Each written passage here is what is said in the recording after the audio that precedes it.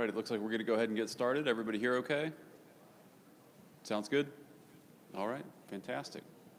Well, I think we're ready to go. So we'll go ahead and get started. Tim, I'll let you introduce yourself. So I'm Tim Brooks, and both Dr. Justin Collier and myself are with Worldwide Technology. It's a global technology solutions partner, about a $12 billion privately held company.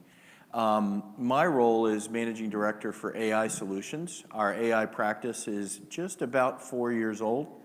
We are the world's leading reseller of GPUs. Those of you that are familiar with machine learning know about GPUs. My background is undergraduate degree in political science and statistics. First job was a political pollster. Took some postgraduate work at MIT from the Sloan School in strategy, and MIT Computer Science AI Lab in some postgraduate work. And I guess I'm supposed to tell everybody, one thing that other people don't know about me. I am a dog obedience trainer. So I have trained lots of different breeds. So I guess I've been working with reinforcement learning for a long time before I knew what it was. Yeah, I bet that translates well into working with doctors like me. Justin Collier, I'm a physician, dual-boarded. Physical medicine and rehabilitation is my primary specialty, and clinical informatics is my subspecialty. Before I joined the Worldwide team, I spent about a decade with HCA here in town. Was the CMIO for the TriStar division for about 7.5 of those years. So I serve in a similar role for Worldwide Technology and also serve as our industry practice manager for so fascinating fact about me is I grew up from the age of 8 in a family business selling toy trains. And I guess a bonus fascinating fact is that there is a brand of moonshine that shares my name based out of Gatlinburg, Doc Collier's, which is actually not as much as I would love for. Yeah. He highly recommends it for medicinal purposes. Here's what we're going to cover. Yeah, we're covering today essentially artificial intelligence and machine learning, and we're going to cover it in the context both generally in terms of business strategy, functionally in terms of both its promise and challenges implicit in AI and machine learning. And then we're going to focus a little bit specifically on some AI and machine learning in healthcare because we have Dr. Collier's expertise in that area. So if that's what you're interested in today, you're in the right room.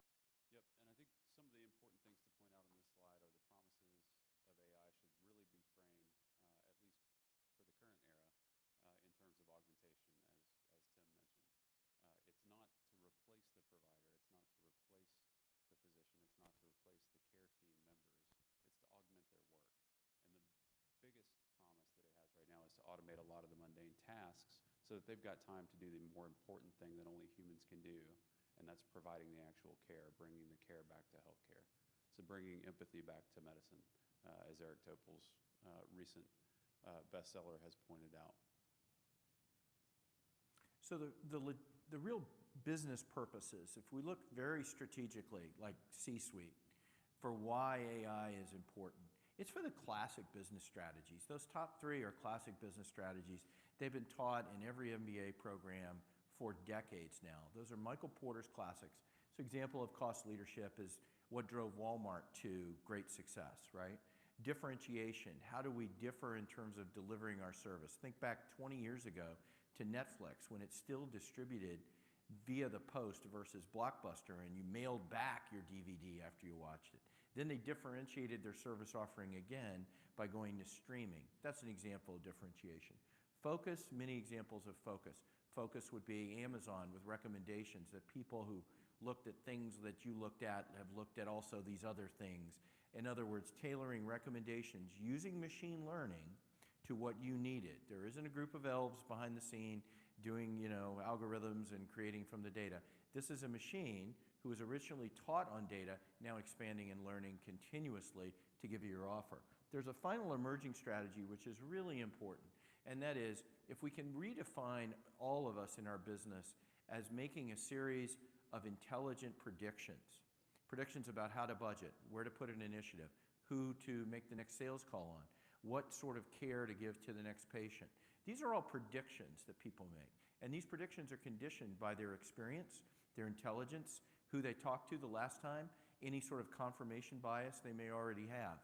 The concept of collective intelligence is that if we could take all of the best practices and the smartest decisions we have made and pool them together so that people in the organization could have access to it, we would, as an organization, make better decisions more quickly. That makes us more agile. That makes us smarter as an organization. Raise your hand if you would like to be part of a collectively dumb organization. Good answer. We all want to collectively be more intelligent. This is getting a lot of adoption in things like law firms, consulting practices, and we're doing a couple of things right now in the medical field to raise the game, essentially, of all of the caregivers based upon some of the patient protocols that have been discovered and treated by the best doctors in the practice, right? Next. So what is artificial intelligence? There's a whole lot of ideas packed in around artificial intelligence. Will it take away my job? Will it think about a lot of things? Is it just robots? No, it's not all of those. Let's go back to the original definition of artificial intelligence, and it was created by these guys one summer at Dartmouth College in the early 60s. And these people are Trenchard Moore, John McCarthy, Marvin Minsky, Oliver Selfridge, and Ray Solomonoff. And they spent many weeks that summer trying to define what is artificial intelligence, and then beyond what is artificial intelligence, a roadmap for how to deploy artificial intelligence in our lives. These are the founding fathers of artificial intelligence. Interesting story, the second guy from the left, John McCarthy, he wrote a white paper in the early 60s on how to develop cloud computing. If anybody in here from AWS today? I know AWS is a sponsor. So Jeff Bezos did not wake up one morning and say, let there be cloud. John McCarthy thought that up in the early 60s based upon a utility sharing model that he applied to compute, right? These are some brilliant people that created the groundwork for artificial intelligence. Why didn't it take off already? Why not? And go back one slide. It didn't because of these three factors: insufficient data, underwhelming computational power. Remember, all of our phones now have more compute power than all of NASA did with the moon launch. And then finally, siloed and proprietary algorithm development. Handcrafted, painstakingly writing code, no Excel, how did they do it, right? It was like slide rules and stuff. So imagine trying to do AI at scale in those days. Difficult, but they did the concept. Here's what they said artificial intelligence is. It is any machine which acts intelligently. That's simple, that's broad, but here's the difference between our intelligence as humans and artificial intelligence. And importantly, artificial intelligence cannot think, it cannot imagine, and it cannot combine two or more tasks to form a third. It cannot migrate its reason, its code, its logic from one set of data over to something completely different, but we do that all day long. Everybody plays checkers. We all learn when we were kids. Some of us then learned how to play chess. We picked it up pretty quickly. We learned about game theory along the way, and it was imprinted on our minds. Next slide. This is the example between artificial intelligence and the subsections of it, which are machine learning, which is typically supervised models or semi-supervised models, which then learn, hence learn, on its own. Deep learning is a subset of machine learning which focuses using deep neural networks on things like image and pattern recognition, and it's commonly used in natural language processing, computer vision, and image recognition. I cannot hear you, and we're doing questions at the end. Cool. So here's the difference. So on the left, the chess program, which beat the world's greatest grandmaster at the time, Garry Kasparov, annihilated him, is basically using machine learning, which was search optimization as a technique. Over on the right, recently, a Google program essentially beat the world's grand champion in Go. The chess program cannot play Go. The Go program cannot play chess. Many people can play both games, but these AI programs cannot. The one on the right uses deep learning, image and pattern recognition to master Go.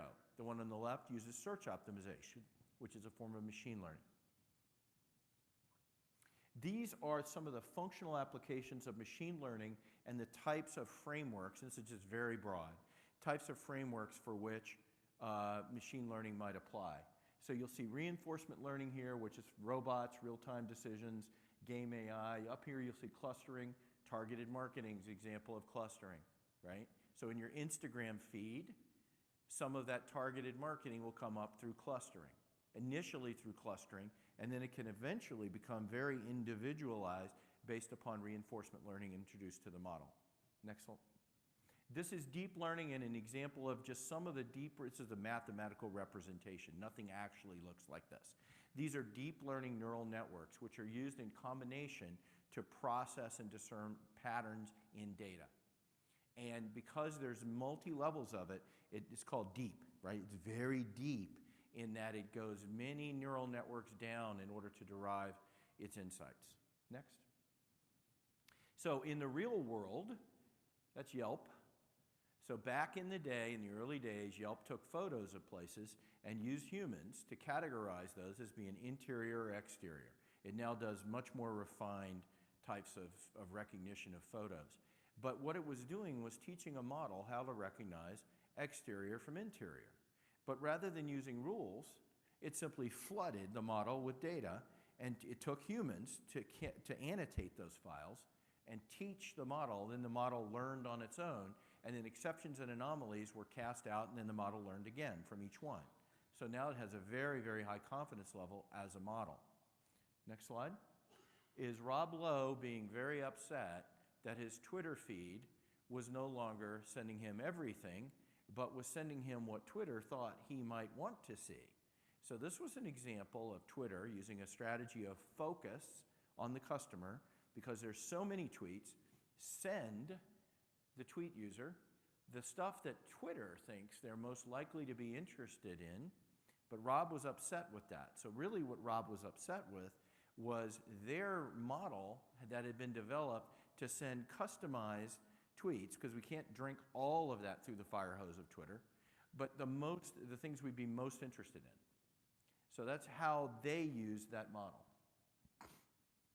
Here's some common applications. On the upper left, these are two robots that brought me room service at a hotel in Chicago. They were named Cleo and Leo. This is good old-fashioned AI, it's called GoFi, G-O-F-A-I, good old-fashioned AI. It means rules, navigation, based upon the Wi-Fi and Bluetooth network within that hotel, three-dimensional navigation, up floors, down hallways, avoided obstacles. What I really loved about it, because I tested it, I followed it, because I'm a nerd, so I followed it around, I got in its way, it stopped in a hallway, like in a luxury hotel, if you've noticed. Difference between a luxury hotel and a non-luxury hotel. It's a luxury hotel, they'll always stop in the hallway and let you pass and nod or something, or say hello. In the other hotels, they're still just working. This robot would stop when someone passed, let us pass, and then continue on its way. In the elevator, we all got in the elevator, the robot got in with the humans. It actually turned to face the front. Now, it doesn't have a face. It was programmed to do that so it wouldn't freak out the rest of us. Like it's also designed like R2-D2 or something, as opposed to a transformer, which would terrify people if, it got on the elevator that way. That's good old-fashioned AI, customer service, reducing costs, think of the strategy, cost leadership, and differentiating at the same time the product that's delivered, the service that's delivered within that hotel environment. I've seen two other instances of similar robots in other hotels I've stayed at. Next, Waze. We've all used Waze. Waze uses all of us as sensors on the network to predict and optimize the path we should choose going forward based upon where we've told it we want to go. Wouldn't that be great for our business? If we had Waze for our business, if we knew what those sensors and indicators were that could help navigate us through those decisions, to help us make predictions better. That's why we do analytics. That's why we do predictive analytics. And finally, over on the right, example of deep learning application to inspect critical infrastructure to save a human from having to go up and do the same thing, thereby reducing costs and focusing humans, triaging it, essentially the workload, onto the most important targets, really valuable after major natural disasters, or to save the cost of a man climbing up the pole to inspect it, and then finding, oh, nothing's wrong, get back in the truck and go to the next one. This is what it does continuously. Yeah, and many of you that work in health systems probably are familiar with the robots that they use to load the drug machines, the drug dispensing cabinets. So that's another example of the same technology but applied to healthcare. So increasing the security but also decreasing the menial labor task that is running the drugs from the pharmacy to the cabinet. It also reduces some of the error because you're not depending on a human to get the right stuff in the right buckets in the drug dispensing cabinet. So this is, remember the hurdles and why they invented artificial intelligence, but then not a lot happened? These hurdles have now been overcome. We have an explosion of compute power, just so much compute power everywhere. We've got an explosion of data, and data keeps growing by 5x every year or something like that. We've got different sorts of frameworks that are exchanged freely. Think of them as open source frameworks for layering them and discovering what is the insight out of a data set. Still need a data scientist for the issue of what's called formulation. What is the appropriate approach to solving this problem? But all of the frameworks, new frameworks are being created all the time, but they're generally available openly for people to stack and use. And then finally, funding and investment by universities, by government, life science research, VCs, all of this has fueled an explosion of AI in our lives. Word about GPUs. Essentially, GPUs have enabled data scientists to develop models much more quickly. 10x to, I've heard reports of 100x, although I've not seen that personally, but I've easily seen 10x faster through use of GPUs versus CPUs. Just quick, for those of you that aren't familiar with GPUs, a GPU is a processing unit designed to parallelize a task. They were originally used for video. Remember, 20 years ago, your video would come in very slowly, it would eke out. But now it breaks down that job and then reassembles it much more quickly. Well, the good folks at Google and other places about 12 years ago discovered that GPUs could be repurposed for complex, computationally intensive machine learning jobs.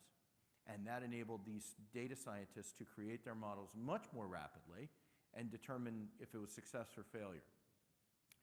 Worldwide has deployed some of the world's largest GPU server farms, including a server farm of 120 purpose-built GPU servers that is the equivalent of 60,000 CPU servers. That is more than the combined server compute power of the world's two largest banks. That's pretty big. And that is used for a company many of you use for natural language processing when you talk into your computer to retrieve information. Next. It requires a massive amount of data to feed and train these models. And you can see that the GPUs are available, not just like, you don't have to just go buy a server. There's GPU instances available at AWS, at Azure, at Google Cloud. There's plenty of GPS instances available for you to work in. It does get expensive if you're using a massive amount of data over time, but for your discovery efforts in data science, it's a great way to start. So why do companies, again, why do they use these techniques in order to, gain an advantage? The traditional ones we've covered, but there's some cultural and transformation strategies. I touched on collective intelligence. The other one is sort of, what is your predisposition to making decisions within your organization? If it is a predisposition toward data, then you want to have better models and you want them faster. And that's a cultural thing, and that usually starts at the top and then disseminates. The other one is to lower the costs of prediction. So let's say you're already doing data science, you're already making predictions. How can you, again, let's go back to what we do in business. We make a series of predictions all day long. Who to sell, what to sell it at, who to market to, all of those things are fundamental to every business we do. So how can we lower the costs of making those predictions and still make those predictions in a great way and retain it? The answer to that, many companies have found, is machine learning. This is how machine learning lowers the cost of prediction. So this is classic good old-fashioned BI. Many of you are doing this. If you got a bunch of analysts in your organization, they are doing good old-fashioned BI. And this is essentially at a high level what it looks like. You've got an enterprise data warehouse, so you got XLS spreadsheets, you got whatever, that are then using human judgment, and they're creating reports, and people are then taking action based upon their judgment and the reports. That's better than just your gut, because now you've got some sort of report, but a human still needs to interpret that report. Next slide. So basically what you're doing, if you're doing good old-fashioned business intelligence, is you have an excellent rear view mirror on your business. So then what happens is people want other rear view mirrors, and soon you have a multiplicity of rear view mirrors looking at what your business has done recently, and a bunch of people that are in a room bringing reports derived from their rear view mirrors, trying to guide the business forward. Little thought experiment. How many of you live in Nashville? Show of hands. Awesome. Okay, you drove here, some of you. If you were to put a blanket over your windshield, and you wanted to drive home today, you could probably do it if you drove very slowly by navigating via your rear view mirror, because you would know where you were based upon where you have been. But you'd be driving slowly because you don't want to hit a person in the road, you don't want to wreck your car, and if you do hit anything, you probably might not cause any damage if you're only doing 4 or 5 miles an hour. Then you can reverse and change direction. It's better than nothing, but it's not optimal because you can't see the road ahead of you. And when different people come to a meeting to make a decision, a prediction about what to do, and they're all looking in different rear view mirrors, you basically have a really interesting conversation. Okay? Let's move forward to the next level. What predictive analytics does is it then catalogs the outcomes from the actions that were made based on these reports and cycles them back into the model to refine the model. That is way better, and it gives you a better view going forward, right? It gives you a view of what's ahead. This is great, except this is what often happens with predictive analytics. How far ahead can you see? Does your confidence level in those predictions continue to increase? How could it increase? By bringing in more data, by throwing real-world scenarios against it and then letting it refine itself. If you're not using machine learning, that means a data scientist or team of data scientists has to look at how the model reacted in the real world, go back and code up and write and refine new code and build it into the model. That's called a refresh. You folks are familiar with a refresh, I bet. And that refresh requires some talented data scientists, experience with Python, R, and other languages in order to code it up and make it work again, right? This is when the report and the prediction meets real data. Here's how machine learning changes that. The outcomes then become a continuous cycle of feedback, and the machine learns. It refines itself. The difference is, instead of a human coding the model each time, the model is initially trained and then coded to learn. So it's learning while we're sleeping. It's learning all the time. It never forgets. It never takes a new job. It never gets sick. And when it goes away to hike Kilimanjaro for a month, all of the knowledge doesn't go out with it. It's retained within the model and continuously refined. That is the gold of machine learning, is the inference data where the model meets real-world situations and automatically retrains itself. That is the value, and it then uses to augment our judgment. Doesn't necessarily replace it. I am not talking about automation in this scenario. I'm talking about augmentation so we can make better predictions based upon what the model has learned. That is machine learning at its best. That's how it lowers the cost of prediction, because data scientists are expensive. Refreshing models are expensive. Storing and cataloging all that data is expensive. What's cheap? Building a model like software that you build once and you use many, many, many times. That's machine learning. So, everybody probably recognizes what this is, I'm hopeful, or at least have seen it on TV and various dramatizations. So this is old school X-ray, right? It's an X-ray film. Thankfully, healthcare moved beyond the film and has actually moved toward digitized radiology images. Massive improvement and a massive improvement that was necessary to be able to take the next steps when it comes to AI, machine learning, deep learning, to augment the radiologist. So being able to take that input and actually have the computer be able to read it, having that digitized file enables that. And what we found over and over again in healthcare is that it's never about the technology. It's never about the technology versus the person. It's about the technology and the person being better together. And a great example of this is an MIT and Mass General study where they compared the computer looking at the image to the radiologist looking at the image. And there have been a lot of headlines relatively recently, some in China and some other places, where they've looked at the same kind of problem. Generally speaking, the findings continue to be the same, and I'll go into this just a little bit. So in the MIT study, the radiologist error rate was about 3.5%. The computer's error rate was much higher at 7.5%. So at least with that model, I don't think any of us would be comfortable with the computer calling our radiology read and saying you have this or that by itself, right? We'd probably prefer the radiologist. But what they did was take it a step further and put the two together, and that dropped it to a 0.5% error rate. And that's where the real power comes in with all of these things in healthcare, is using it as an augmentation, not a replacement, right? Person plus computer is better than either one alone.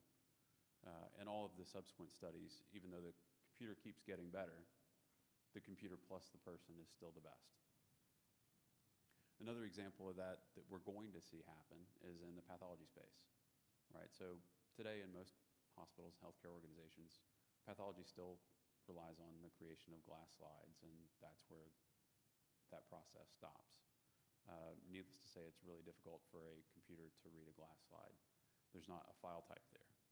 The good news is that digitized pathology is the next thing. So over the next, I predict 5 years or less, we're going to see that follow the same trend that radiology did when they moved to digital PACS.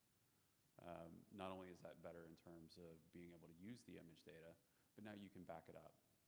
You can have the computer automate things like labeling, like finding images like this image when they're trying to do comparisons, filing it, doing the AI, machine learning, pattern recognition. Any pathologists in the room at all? No? Oh, well. So this is a type of lung cancer. I was going to see if somebody wanted to make a read real quick. Sure. So, we talked about some of the promises of AI and some of the ways that it can be used. But it's not easy. It's not magic fairy dust that we can, sprinkle over the data and stuff magically happens. There are a series of steps and some hard work behind AI success. So if you're interested in machine learning, deep learning, or using augmentation significantly that's data-driven within your organization, then these are the sort of the steps, the challenges that you'll face. One is a data maturity hurdle at your implementation and your discovery phases of this cycle. Others, and Justin will talk about these, data privacy issues, data governance issues, the quality of your data, data hygiene, the way the files are annotated and the model is trained is incredibly important. It's critical. And the information architecture and possible technology debt that you have in your organization are also issues that need to be addressed in order for you to be successful. And there are always cultural hurdles anytime you have change, right? Classic change management. How do you get the adoption? How do you get people to buy in? How do you have everyone that's involved, all the stakeholders, really understand what's going on? And one of the big keys to that is the augmentation of the experts, which we mentioned earlier. If somebody feels threatened, if they think that it's going to replace them, then that's a different scenario that you have to manage through. But as we already covered, it's always better to have the two together, the expert and the machine. And then there's the challenges of black boxes. If a physician, or a patient for that matter, doesn't understand what's going on with the model, and it's not something that you can explain to them, this is why the outcome was X, this is why the guidance was Y, it's going to be really hard for them to say, yeah, sure, that sounds reasonable, right? You don't know what reasonable is if you don't know how the conclusion was drawn. And then there's the challenge of buy versus build, and we'll talk about that a little bit later. And then there's always the people and processes that have to be changed, and to some degree also the technical debt that has to be paid down to enable this. We'll get into that in just a bit. So one good example in healthcare of augmentation of experts. So this poor person has a brain tumor, and it's a painstaking process in the field of radiation oncology for the team to go through and map out the area of the tumor with the hopes that they get all of the tumor mapped and none of the healthy tissue mapped before they apply the radiation treatments. Because radiation generally is bad for your health, but it's also really good at killing tumor cells. So being able to help and automate that process so that the patient can be treated more quickly is one area that we're seeing real application of this. Additionally, the field of radiomics, if you have ever heard of that. So there are things that we can see with our human eyes, right, in this image. You can kind of guess some things about it. But it turns out that you can actually use machine learning and use the computer to look at every individual pixel or voxel of that image, analyze it against like images, and draw some additional conclusions based on having the right data set fed into the model. Is this tumor likely to metastasize? What type of tumor is it likely to be? Which treatments might this tumor be susceptible to besides radiation? Which chemotherapy agents might be helpful? So being able to augment those radiation oncologists and others in the healthcare field is a big area of application for the field of radiomics, which is relatively emerging, but one that wouldn't be possible without machine learning and deep learning. And then there are the issues of the black boxes that we mentioned before. How do you get adoption if you don't know what's going on? And then there's bias, and that's a big challenge throughout radiology, or not throughout radiology, but also throughout anything related to AI, machine learning, and deep learning. Our cognitive biases, it turns out, we tend to program into algorithms that we program. How do we overcome that? If you train a model only on data for male patients between the ages of 40 and 60, is it going to be any good at predicting what's going on with patients that are female or are outside of that age range? Probably not very good. So making sure that we're doing things to intentionally combat that bias. And of course, Google recently released an open source, some of their anti-bias algorithms that seek out those things and look to at least alert the data scientists that they're there. Some pretty neat things happening in that area, but one we also have to always be cognizant of as we're training models. And then there are the data privacy challenges. So hopefully, based on the age group here, I think everybody recognizes the guy on the left is, so some people already re-identified that de-identified data, right? I heard Superman and Clark Kent, right? And on the right is Mona Lisa, yep. So that's how good your de-identified data set is at actually obscuring who those people are. That's just the reality. Anybody that wants to re-identify that, it's possible, and it's not all that difficult. That's a real challenge when you're trying to do research, when you're trying to exchange data sets, when you're trying to do things like that. But there's hope. Yeah, a remedy for this problem of data privacy we have come across, when I say we, worldwide. We have a team of 14 PhD data scientists, and one of the things they do is research into core artificial intelligence. You can look at their white papers, they're free, they're publicly available at our website.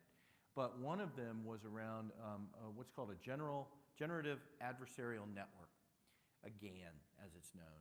And GANs were pioneered initially in autonomous vehicle development. And the reason for that is, with autonomous vehicles, the way they work is you use video, you use LiDAR, you use other data points in order to have a massive data set that trains the model in how to drive. The thing is, there's not enough data in the real world. We'd all have to drive with cameras and LiDAR in our car for a period of years, millions and millions and millions of miles, for those models to be at a 99% confidence level, enough where we'd give up the wheel or brakes and our accelerator to the model for it to drive us, right? Nobody's willing to do that right now. But generative adversarial networks essentially take the attributes of that data set and synthesize it, create a new data set with all of the features, the characteristics of the initial data set. And it creates it all the time. So think of it as sort of like a video representation, a virtual representation of the real data. But it has the features, the characteristics, but none of the identifiers of the original data set. So we borrowed this and used it against some other personally identifiable data, and it worked. And you can access this and go into greater detail if you're interested at our website, and you'll download and get that white paper. Yep, it's also useful if you want to clone data, as you mentioned, so that you've got additional levels of data. It's really hard to have enough patients for a really good drug study. It's really hard to have enough patients for a really good any kind of medical study, right? If your N is over 1,000, that's fantastic. If it's over 10,000, that's amazing, right? It's really powerful when you have more and more data. And this is just one example of an area where we used it with a particular NASCAR driver, Yep. number 43, Bubba Wallace, who won third, if anybody follows NASCAR this past weekend. Richard Petty Motorsports is the company that he drives under. Interesting thing about NASCAR, they're limited to the number of sensors that they can have on the vehicle, and everybody has the same sensors. What they don't limit is what you can do with photographic and video information on the track. So that's an area where we've actually gone in to help them get more real-time analytics on how their car is doing and how their competition is doing. So here's what we have noticed for doing, I would say, more than 100 and less than 200 implementations of machine learning and AI solutions for different customers. And so we bucketed this because, you know, we're a group of consultants. So we bucketed this into a couple of different foundations that we have found that those that are successful have in common. And that is, it's uncertain how successful you're going to be when you begin. You're going to have some failures. Learn from those failures. If you are in a risk-averse business that is not going to get it enough time and runway, you are probably unlikely to succeed with your own machine learning models. You should definitely buy rather than build, if that's your case. If you're a risk-averse culture, business, or for whatever reason that's your business model, buy, don't build. Get something that's already proven, and then implement that. If you, however, want to create new IP, gain a strategic advantage in your industry, capitalize on new markets, change your culture, all of those sort of deliverables, build. But be prepared for some failures along the way that you will learn from until you get success, okay? So that's number one. Number two, execute your pilot projects and gain momentum. Now here it becomes a question of prioritization of those pilot projects that are both actionable based upon the source data you have, as well as provide value to the company and are likely then people to go, wow, that did work. Let's do some more of that. Next is to build an in-house AI team if you want to capitalize on it, in particular on your own, to build new strategies, new ways of doing business. And then finally, develop an AI strategy. They all have developed some sort of strategy and a data governance that underlies that. So we call that information architecture, data strategy being part of it, and data governance is critical. And we'll show you why in just a second. So this is around data maturity. So how would I put it? Let's say that you work in a highly siloed data organization right now with a small team of data scientists. You are not going to go straight from that to artificial intelligence. You could buy a model, and you could buy or rent like Chatbots, and there's plenty of services like that. But you are not going to get there without going through these different stages that we have identified as part of the data maturity. Now, you're probably trying to identify for yourself where your organization sits. That's a good thing. Just like Waze, you can't see where it is you're going to get to unless we know where you are and what you need to do along the way, right? But these are the steps needed in order to get to an insight-driven culture that's adopting machine learning, artificial intelligence. Next. Let's say that you're at early stage or an intermediate level in terms of your own data maturity. Look at the full use case universe of all the ways data could serve your purposes. If I had only known this, would I have made a different decision like that going forward? Or if there was this one critical insight I knew, what competitive advantage would I get in cost leadership, focus, differentiation, or collectivizing my intelligence, right? Remember the strategies. Identify the data that would work. Then segregate that data between optimal for big data analytics, suboptimal for big data analytics. Focus on the optimal and then prioritize to the highly actionable use cases. This is a consulting exercise. You probably have business strategists within your organization that can do this or have tried to do this. We do this every day for different customers around the world. Next. Yeah, I'll just chime in too. Yep. I think there are some people in the audience that have undertaken some big data science tasks in large organizations that would definitely have this resonate. Don't let your company say, this big, hairy, horrible, incredibly complex thing should be the first thing that you work on, or you're never going to get done. And your entire organization is going to be sunk as a data science organization. You've got to look at the ease of implementation. How easy is it going to be to get that quick win so that you can get the next quick win, so that you can refine both of those quick wins, so you can have a self-perpetuating cycle? So if you're intermediate to advanced, that means you're already doing some machine learning discovery, you've already found some results, and you want to scale. These are the considerations you have to take into account, right? How do we what's our container strategy? How are we going to scale this? What's data storage going to look like? These are platforming considerations to both retain the IP, make sure data governance is great, so as additional data sources become available, they're the right data sources, they're not corrupting your model, they're not building in bias, and they're easier for data scientists to do their work, which again is formulation and provision of the neural networks and frameworks combining to get insights, right?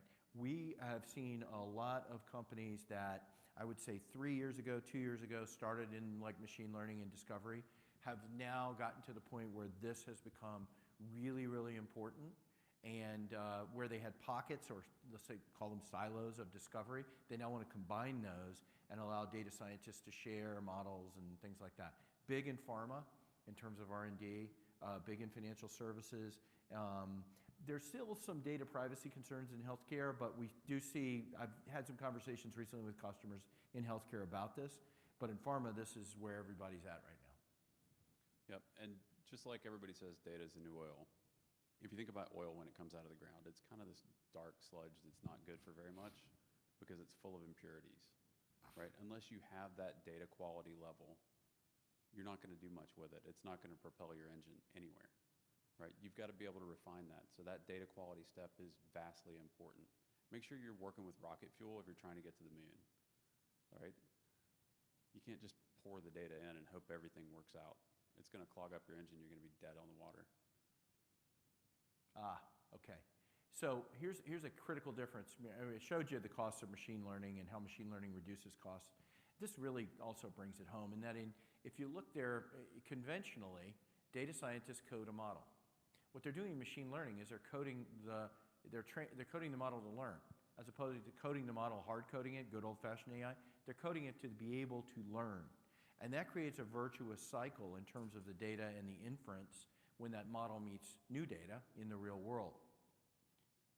And this is where GPUs help lower the cost of prediction by accelerating performance in the model validation, model training, and model refresh. Like, this is a huge cost savings to companies that are doing this at scale. Not to mention the time savings. Right. Vastly important as you look at speed to market. And essentially, this is your basis for determining which are going to be your first use cases to take action against. But plotting those out is going to be a real help to you once you get that done. We put this in here twice because it's that important.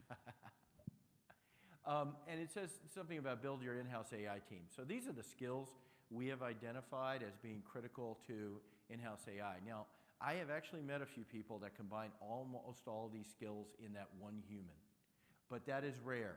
Typically, it's going to take a team, and you'll see members of that team. I didn't coin this term, McKinsey did, but it's analytics translators. And these are people that understand analytics enough and how to formulate a problem, but can explain it back to the business. Because the business, like I said, if the business could sprinkle magic fairy dust on the data and make it happen, they would. But they've got to translate it somehow back to data scientists. And data scientists are very precise. The nature of the role requires precision, and they don't always, I've seen some, but they don't always have the business head, the business needs, that sometimes is unspoken. So that role is very important. Business leaders are important. They're all important. But increasingly, we see the analytics translator role as a new one within the organization to optimize business value. And the reporting structure is important. The chief AI officer, or whatever you want to call it, whoever is responsible for that, needs to be a co-equal with the business units rolling up to the CEO. If it's just over in finance, or if it's just in ops, or if it's down below these folks, this is not going to be empowering enough to make rapid enough change in the organization. Because these business units will continue to do what they have been doing until a new means of doing it is proven to them. They will continue to look in the rearview mirror until they're presented with a very clean windshield. And once they get that windshield, now they're off to the races. The importance of governance. For a model to go from a 90% confidence level, which is good enough for all of us in this room if we're making sports bets this weekend on the Titans. We would love a 90% outcome, right? That ain't good enough if you're in an autonomous vehicle or if your doctor is making the diagnosis of what you've got or how to treat you. You want 99.999 for that, right? So getting to that, however, requires exponentially more data. Traditional algorithms sort of peter out in terms of their confidence level at a certain level. Deep learning algorithms, we have found, continue to increase their confidence level. It just takes a lot more data to do that. Now, what does that mean? This means that the day of proprietary algorithms is already on the downslope. So proprietary algorithms aren't going to be as important as data sources, because you can throw massive amounts of data, and remember those open source neural networks, stack them appropriately to create insights and value to drive your business, as opposed to the masterful algorithm that a data scientist wrote a few years ago. So this is going to be increasingly important. Because of that, the outcome, the implication of that, is that data governance is critical. Good data governance. Where's our data lake? How is it pooled? Who's tending to it? Do we have good data stewardship? Data hygiene? Is it easy for our data scientists to have access to really quick ETLs? Are there new ETL tools that will help automate this process so we're not spending as much time doing it manually? For those of you that aren't data scientists in the room, 70–80% of all the heavy lifting in creating any new model is in data transformation, or what I call data hygiene. Someone has called it to me data janitorial services often, but that's where the heavy lifting is. To the extent that can be automated and improved, data governance, you're going to be way, way faster than the other guy. These are solution steps that everyone sort of goes through, and I'm going to fire through these pretty quickly because I want to open it up to questions. One, you need data scientists to determine what are the neural networks and the appropriate steps for you to create value. Next. So, do I buy or build? We discussed that. If you want to buy, particularly with chatbots, there's a proliferation of natural language processing chatbots that index all the information in your organization and then contextually provide results to it. It's like question and answer. And they have become more and more effective. You see a lot of them. They're both in call centers, contact centers, as well as people searching within their company for answers. And I'm not talking SharePoint where you get a link to stuff. I'm talking about actual answers within documents that are then surfaced to you. So that's a big improvement over where we were just a few years ago.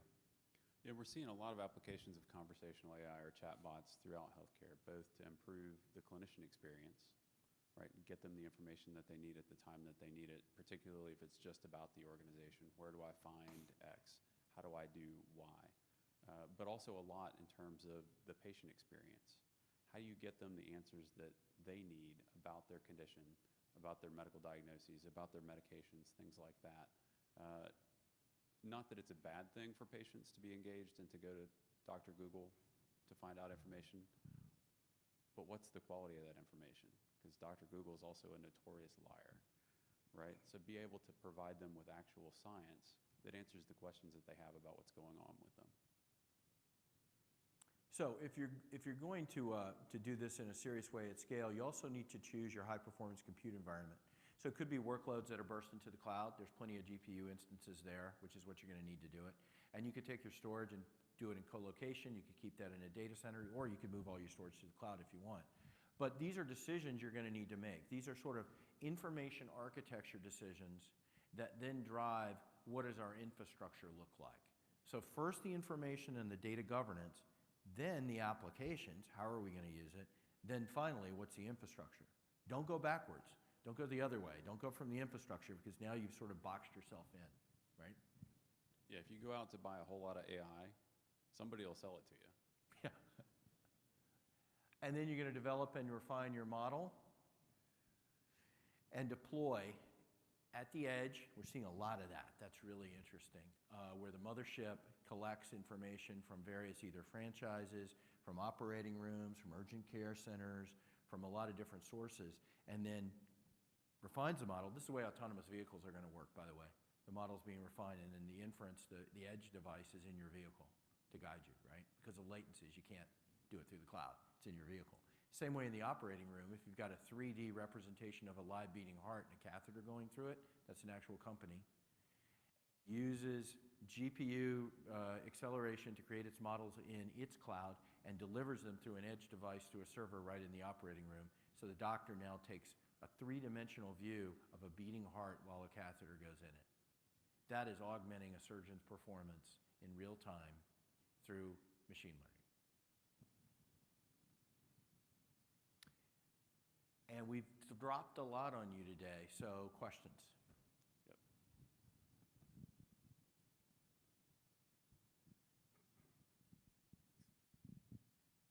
Hi, great presentation, thank you. I have a two-part question and a clarification. So the first question is, when it comes to sort of the old paradigm of building models and refreshing it versus the machine learning, self-learning, the model kind of does it, learns on its own, that tends to be more brute force methodology and typically doesn't have an interpretability, more black box-ish, right? You're pounding data. And so my question is how, we're talking about the importance of interpretability in a hospital setting or in settings like that. How do you reconcile that? And, so let me stop there and see if you have any. So you want to take it, and I'll take it. Second, I'll just answer clarification on GAN. Yeah. I would say that was developed by Ian Goodfellow in a bar, and not okay. Yeah, so a couple of things on the black box question. So on the black box question, yes, it seems a little bit obscure what's going on with the model. What helps clinicians and patients to understand is what's the data that you're feeding in, and what are you asking the model to do, and then what is the output that's coming out, and how is that guiding the decision that's made? Does that help to make some sense, or is it oversimplified? Yeah, that's an incredibly important question. And if you look through some of the research, Rich Caruano at Microsoft has been a really important thinker on this topic. He had a really good debate with Jan LeCun about the subject. And I can tell by the nature of your questions, you know who those two people are. But these issues regarding interpretability are really critical depending on the setting and the scenario. And the many layers of deep learning are extraordinarily difficult to gain interpretability down to a certain level. We are actually undertaking one of our white papers, and it's not published yet, it's still in midst, is addressing this issue about what is the framework for even coming up with interpretability, right? What does interpretability mean? And what is the dimensionality of interpretability so that we can perhaps score it, address it, have a means of assessing it? Because it is different for different use cases and reasons. And just to make it very general, the interpretability for the model about picking the next Titans game is going to be way less important or significant than the interpretability for treating the tumor. and it won't get adoption until the doctor is confident that it can be interpreted. At most major financial organizations, before they allow a new model to be used for algorithmic trading, it has to pass the model committee, which are experts that are going to then dive into the model to help unpeel it and uncover what about it is going to happen. Correct. Right, right. So for deep learning, no. For machine learning, we have a chance, but for deep learning, currently, no. We don't have a means of assessing interpretability and opening that black box. Well, and the other thing that I'll say too is it depends on who your audience is and what they actually expect in terms of an explanation. Because when you're describing what an echocardiogram does and what it shows to a patient, they don't need to know the physics behind it. Does that make sense? So really tailoring the message so that it's understandable by the individual is as important as what that explanation is. It has to be something that they can absorb and understand and relate to in some way. So that's the other side of the interpretability challenge. Question?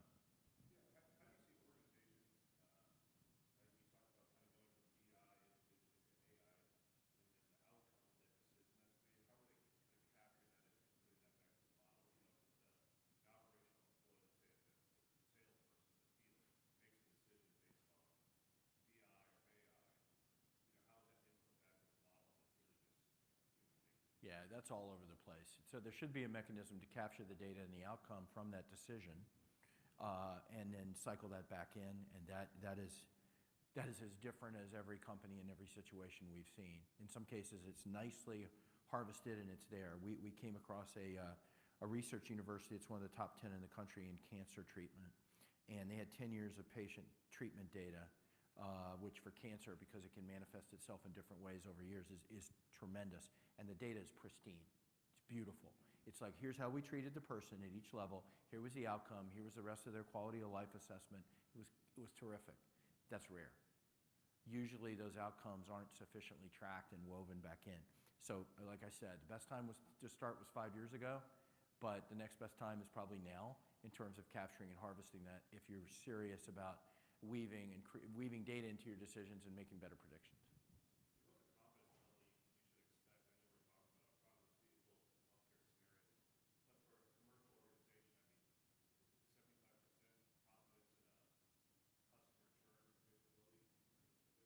Yeah, well, let's look at advertising. If advertising is let's say a 25% success rate, that's good for them, right? If a salesperson, you know, who should I sell to and what are they interested in, right? Sales predictors and recommendation engines. They probably, if they could lift somebody's sales performance 25 or 30%, that would be great for that. In call centers, we did a study it was actually with a credit company. It was a creditor type company, and realized that the top performing 15% of the organization, we couldn't make them any better. The bottom 15% couldn't make them any better, but the middle could make them a good 12 to 20% better simply by having the right recommendation in front of them about how to treat that customer at that time in a contact center. The confidence levels needed to achieve that are all over the place, but with the lowest confidence level, you can get the maximum output. I guess you're going to have to balance that. Yep, maybe one last question, and then we've got a...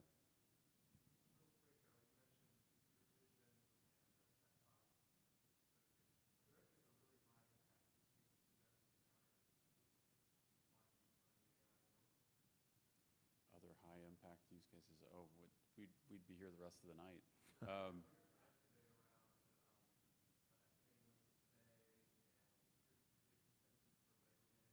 Sure. Gosh, one key area where we see a lot of potential for impact, and there's a lot of different ways to attack the problem, is the opioid epidemic, which is really more of a controlled substances epidemic. It's not just opioids. Opioids, for whatever reason, are the thing that's being focused on most. Right on its heels is the benzodiazepine problem, with overdoses and overdose deaths, and actually if it continues, it's on pace to outpace the opioid problem that we have.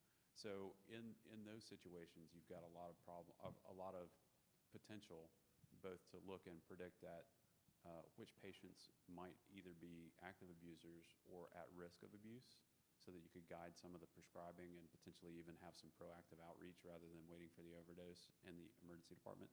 A lot of potential there, and some work that we've done actually in that area with some state health agencies.